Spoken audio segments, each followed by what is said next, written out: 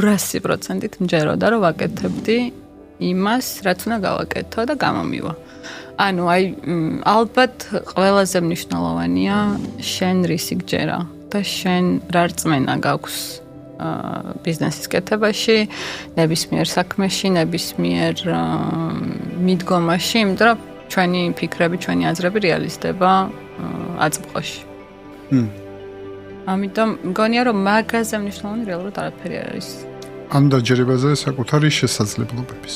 ხო? კი.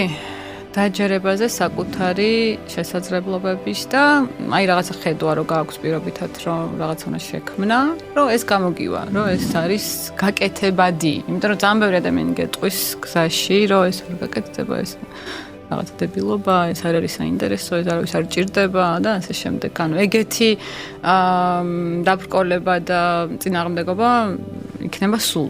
მით უმეტეს როცა ხალი ხარ